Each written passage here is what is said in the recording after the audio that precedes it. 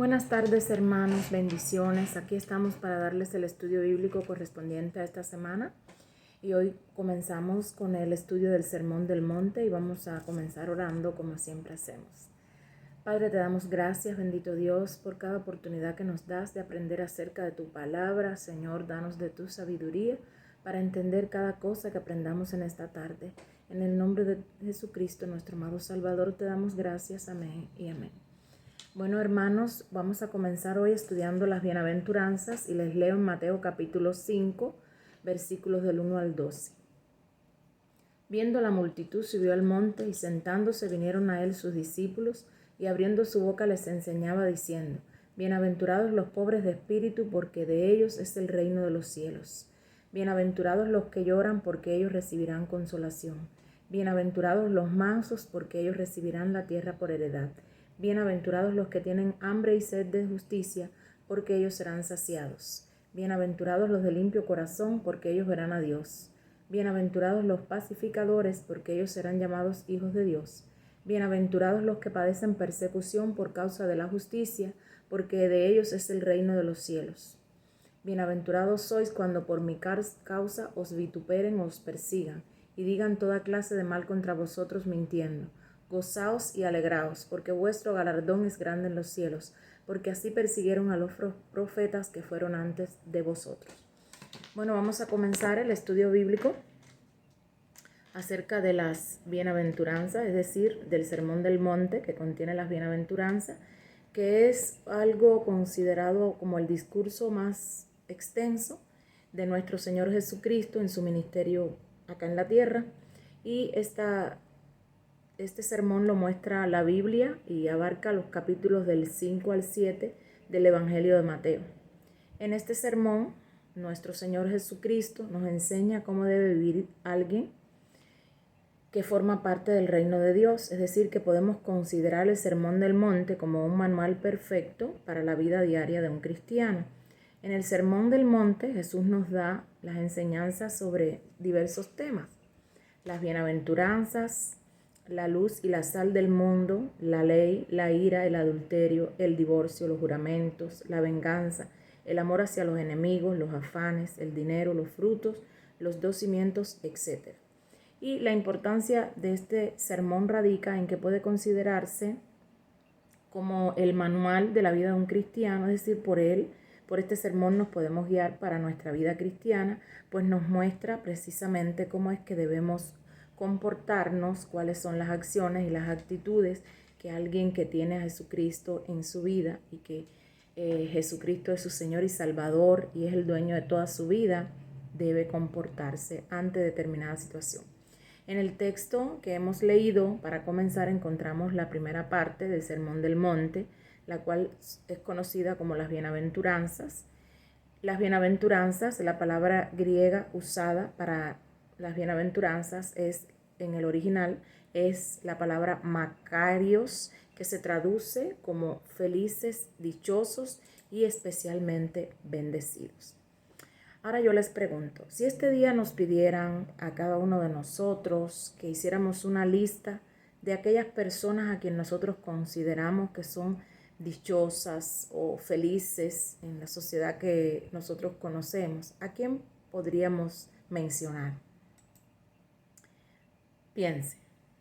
Seguramente sería un listado muy diferente al que nuestro Señor nos da en los textos que hemos leído para comenzar.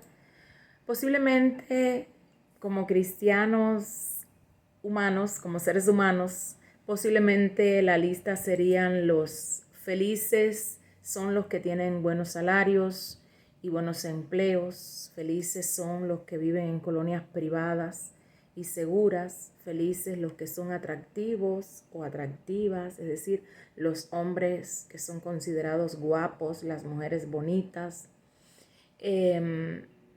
Los que son admirados por todos, felices aquellos que tienen dinero para poder comprar todo lo que les gusta, felices los que por tener dinero pueden usar la ropa a la moda, la mejor ropa, las mejores marcas, los mejores relojes, el mejor carro, etc.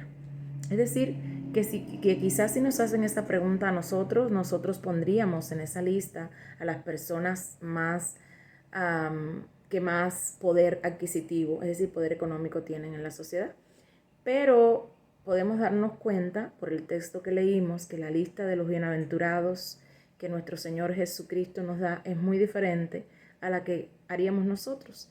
Y esto es porque en las bienaventuranzas el Señor nos muestra el mundo al revés, es decir, no basado en las cosas materiales o en las que nosotros como seres humanos consideramos importantes y de mucho valor para el mundo, sino en todas aquellas actitudes importantes y de mucho valor en el reino de Dios.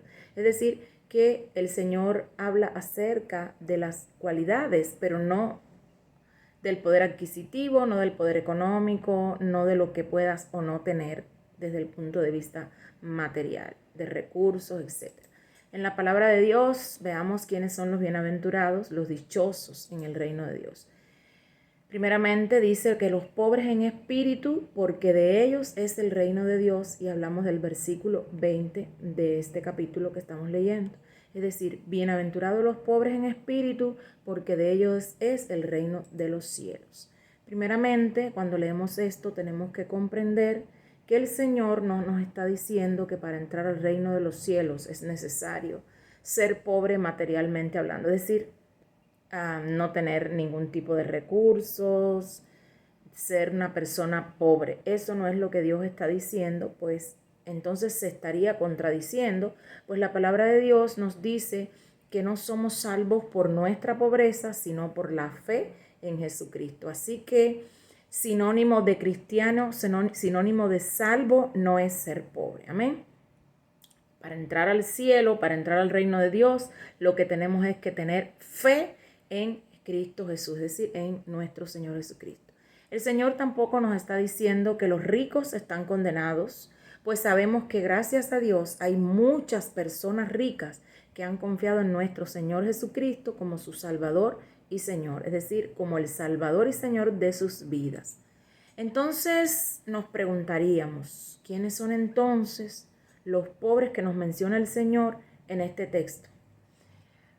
Los pobres en espíritu, los que verdaderamente reconocen que no tienen absolutamente nada con qué presentarse delante de Dios para recibir de Él la salvación y perdón de sus pecados. Es decir, los que comprenden y reconocen que no tienen absolutamente nada que ofrecerle a nuestro Dios. Somos bienaventurados porque nosotros, siendo pobres espiritualmente, fuimos alcanzados por las riquezas de la gracia de nuestro Dios. Y sin tener nada que ofrecer, porque nada tenemos, contamos con nada para poder pagar por nuestra salvación, la recibimos por la gracia de Dios y a través de la fe en Jesucristo. Efesios capítulo 2, versículo del 4 al 9 nos dice: pero Dios, que es rico en misericordia por su gran amor con que nos amó, aun estando nosotros muertos en pecado, nos dio vida juntamente con Cristo, por gracia sois salvos, y juntamente con Él nos resucitó. Y asimismo nos hizo sentar en los lugares celestiales con Cristo Jesús para mostrar en los siglos venideros las abundantes riquezas de su gracia en su bondad para con nosotros en Cristo Jesús. Porque por gracia sois salvos por medio de la fe, y esto no de vosotros, pues es don de Dios, no por obras, para que nadie se gloríe. Amén. Una persona pobre en espíritu reconoce que no tiene absolutamente nada con que pueda comprar el favor de Dios. Reconoce que no tiene nada en su vida que pueda hacerlo merecedor de la salvación ni del perdón de sus pecados. Salmo 50:12. Nos dice: si yo tuviese hambre, no te lo diría a ti, porque mío es el mundo y su plenitud. Para muchos ricos de este mundo, su reino está en el mundo, con lo que puedan comprar y pagar, pero para los pobres en espíritu, su mayor riqueza es el reino de Dios. Es decir, hermanos, que cuando hablamos de ricos y de pobres en espíritu, no estamos hablando de alguien que sea pobre o rico desde el punto de vista material. Y reitero que hay muchos ricos que son del reino de Dios. ¿Por qué? Porque aceptaron por fe, fueron aceptados por la gracia de Dios para ser hijos de éste. Y además pobres, porque la riqueza material no tiene nada que ver con el reino de Dios. Amén. Ahora, para muchos, entonces pudiéramos puntualizar que el reino de Dios, es decir, bienaventurado es el pobre de espíritu. ¿Por qué? Porque heredarán el reino, porque ellos reconocen que no tienen nada que ofrecerle al Señor para pagarle la salvación. También bienaventurados son los que lloran, porque ellos recibirán consolación. Seguramente todos diríamos dichosos los que ríen, porque cuando vemos a alguien riéndose pensamos que está muy feliz. Entonces diríamos, qué dichoso es él, qué feliz es él. Pero dicen las bienaventuranzas, bienaventurados los que lloran, porque ellos recibirán consolación. Mateo 5:4.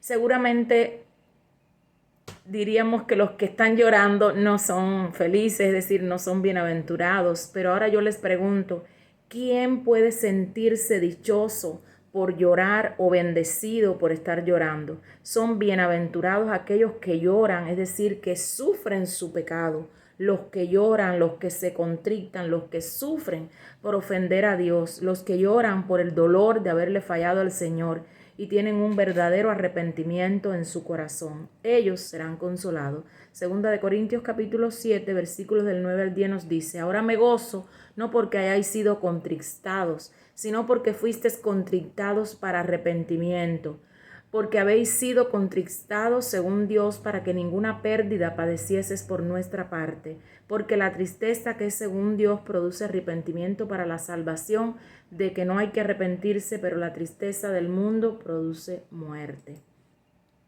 También hay muchas personas, hermanos, en el mundo que al contrario de llorar por sus pecados se mofan, se vuelven altaneros, creen que eso es alguna gracia. El Salmo 73, los versículos del 8 al 9 nos dicen: se mofan y hablan con maldad de hacer violencia, hablan con altanería, ponen su boca contra el cielo y su lengua pasea por la tierra. También hay personas que en lugar de llorar de arrepentimiento se divierten en su pecado. Proverbios 10:23 nos dice: el hacer maldad es como una diversión al insensato, mas la sabiduría recrea al hombre de entendimiento.